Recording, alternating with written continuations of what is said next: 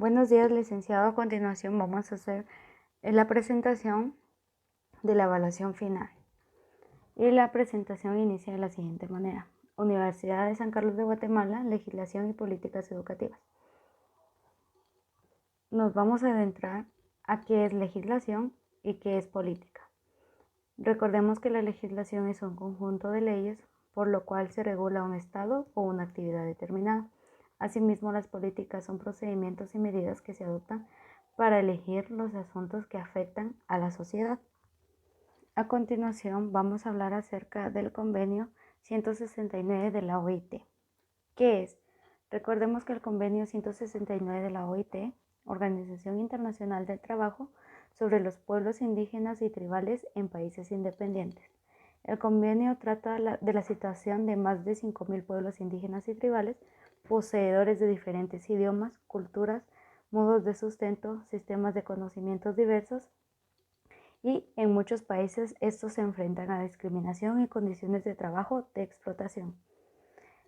El objetivo de este convenio consiste en crear conciencia sobre la realidad jurídica en el ámbito de derechos de los pueblos indígenas para facilitar a los operadores de justicia su manejo en la práctica y la comprensión del sistema normativo del propio pueblo indígena en Guatemala.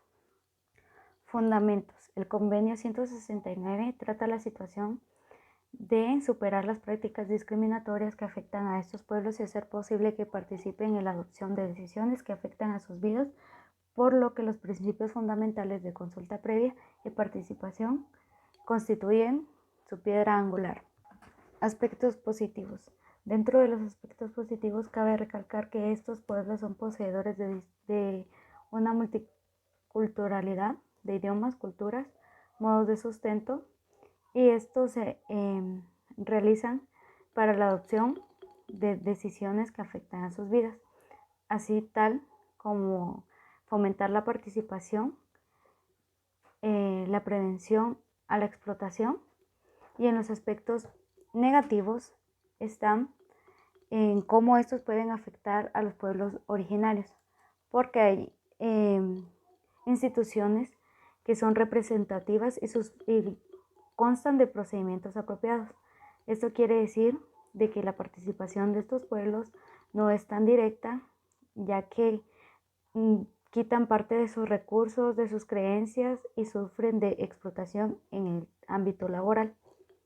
A continuación vamos a hablar del tema de la Constitución Política de Guatemala. Recordemos que esta es la ley actual fundamental de Guatemala, donde están determinados los derechos de los habitantes de todo el país, la forma de su dicho gobierno y las organizaciones de las diferentes o de los diferentes poderes públicos. En conclusión, es el conjunto de leyes que rigen a todos y todas. Este se divide en tres partes. Está la parte dogmática, que es donde se establecen las creencias, pero principalmente los derechos humanos. Está la parte orgánica, establece la organización de Guatemala, es decir, las estructuras jurídico-político. Y por último tenemos la parte pragmática, que esta establece las garantías para hacer valer los derechos humanos. El siguiente tema es la Ley de Educación Nacional, su estructura y la relación con educación física. La Constitución Política de la República de Guatemala garantiza la libertad de enseñanza y criterio docente.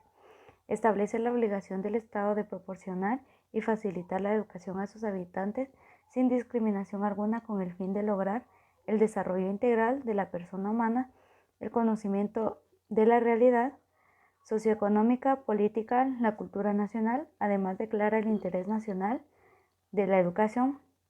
La estructura de esta ley se divide en 13 títulos y 18 artículos y 108 artículos, basada en educación física. A continuación vamos a hablar acerca de la Ley de Servicio Civil. La Ley de Servicio Civil debe ser garantizar a la nación la eficiencia y la operación de los servicios públicos, afirmar y proteger la dignidad de los trabajadores del Estado, renumerar el correcto desempeño de cada cargo público en forma justa y decorosa, establecer que al igual que el trabajo desempeñado en igual salario, estabilizar el desempeño de los distintos puestos de la administración pública mediante la eliminación de factores de prevención puramente personal, generalidades. Nos basamos en derechos, obligaciones y prohibiciones de los servidores públicos.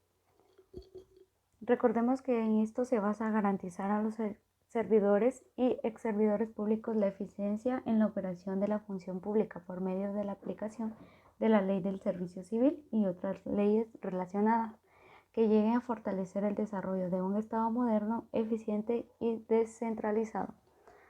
Uno de los principales objetivos de esta ley es regular las relaciones y garantizarles transparencia en el pleno ejercicio de sus derechos y obligaciones.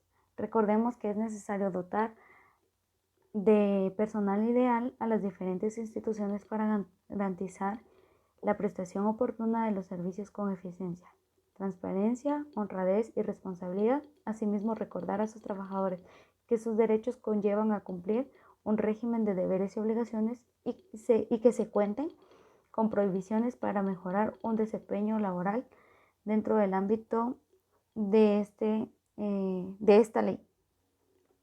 Ahora nos vamos a concentrar en el Código de Trabajo. Este código establece los derechos y obligaciones de los trabajadores y nació a raíz de la Revolución de Octubre de 1944, pudiendo entrar en vigor en enero de 1947. Su objetivo principal es regular y resolver los conflictos y diferencias laborales basadas en el país. Artículos importantes que se encuentran dentro de este código es el fallecimiento del cónyuge, contraer matrimonio, nacimiento de hijos, descansos, asuetos, vacaciones, entre otros. El siguiente tema es la Ley Nacional para el Desarrollo de la Cultura Física y el Deporte. La Constitución Política de la República de Guatemala reconoce como deber del Estado el fomento y la promoción de la educación física, el deporte escolar y la recreación física, como la plena autonomía del deporte federado. Los objetivos de esto es regular todo lo que está relacionado a la educación física y el deporte federado y no federado. Se crea el Sistema Nacional de Cultura Física para regular todo lo relacionado a la cultura física y el deporte. Sus principios.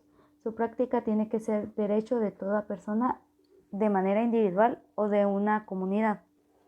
¿Cómo se da la integración dentro de esta ley? Las instituciones que integran el Sistema Nacional de la Cultura Física es el Ministerio de Educación, la DIGEF, ámbito escolar, actividad física sistemática, integración a la cultura general, la salud, la calidad de vida, actividad deportiva y recreativa.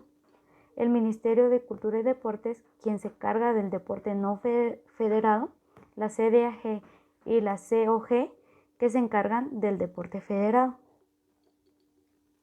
Recordemos que esto también cumple con un campo de acción que es curricular referente a los cursos de educación física. Crear y perseverar hábitos de salud, mejorar la calidad de vida mediante las actividades físicas, crear hábitos de ejercicio físico, la educación física que contribuye a la educación integral. También está la extracurricular, que la educación escolar fuera de horarios, centros educativos y cursos de educación física suelen ser para consolidar lo realizado en la clase de educación física, reforzar los aprendizajes motrices, fomentar la participación y la competencia interescolar y crear programas de iniciación deportiva en población escolar.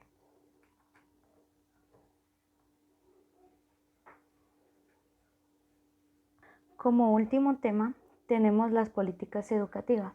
Las políticas que se plantean para obtener un sistema de calidad con la viabilidad política, técnica y financiera son de calidad, de cobertura, de equidad, de educación bilingüe, multicultural e intercultural, de modelo de formación del recurso humano y de aumento de la inversión educativa. Las mismas también plantean una orientación realista de las acciones que deben ser sustentables en el desarrollo de un esquema integrado, donde el acceso y la cobertura, así como está la calidad, que esté enmarcada en la equidad y que constituyen el centro de las acciones. Estas deben sustentarse en acciones de tipo administrativo, en la participación multisectorial, los programas de apoyo y un adecuado financiamiento y una adecuada legislación. Gracias por su atención.